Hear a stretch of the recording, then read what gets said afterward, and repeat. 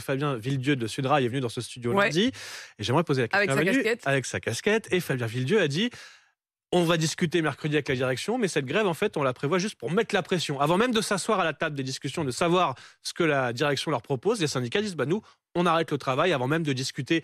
Est-ce que c'est pas propre à la SNCF, cette grève, avant de connaître les propositions de la direction? Oui, c'est vrai qu'il y a un cocktail assez particulier à la SNCF, qui est un cocktail explosif, où on voit qu'il y a des situations qui sont effectivement très difficiles. On a eu Clément, c'est très intéressant. Prenez par exemple ces gens qui sont des orfèvres, qui travaillent dans les technicentres, qui entretiennent les TGV, qui sont payés 1700 €, qui sont mal gérés humainement, etc. Et des gens qui sont effectivement plus privilégiés ailleurs. C'est une entreprise qui a embauché beaucoup de cadres récemment.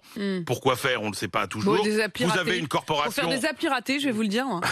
Non, mais c'est vrai, il faut Par faire des exemple, applis ratés. vous avez une corporation qui est objectivement un peu privilégiée, c'est un peu les seigneurs à la SNCF, c'est les conducteurs, et c'est eux effectivement. Et puis là-dessus, sur le mécontentement légitime d'une partie des personnels, vous avez le jeu politique des syndicats, parce que la réalité, c'est que la SNCF, dans un monde du travail où les syndicats n'ont presque plus d'influence, c'est une des entreprises dans lesquelles le combat syndical est le plus fort, donc il faut montrer les muscles quand on est les syndicats, donc il faut faire grève aussi pour des raisons politiques. Face à ça, vous avez une direction qui est prise entre le marteau et l'enclume, c'est-à-dire les salariés qui réclament et un État actionnaire qui dit: attendez, moi je veux pas de vagues, donc vous vous débrouillez, vous faites ce que vous voulez, mais moi je veux qu'il n'y ait pas de problème. C'est extrêmement compliqué comme entreprise. Alors, je vais poser la question autrement. C'est déjà arrivé qu'il y ait des augmentations de salaire à la SNCF sans passer par la grève, ou c'est systématique, c'est le balai habituel et on... Parce que dans ce cas, c'est vraiment la responsabilité aussi de la direction de ne négocier que le couteau sous la gorge. Alors, comme c'est le cas depuis 20 ans, que l'entreprise est un peu dirigée par les cabinets de consultants, il faut dire la réalité, c'est-à-dire que on fait appel à énormément de conseillers.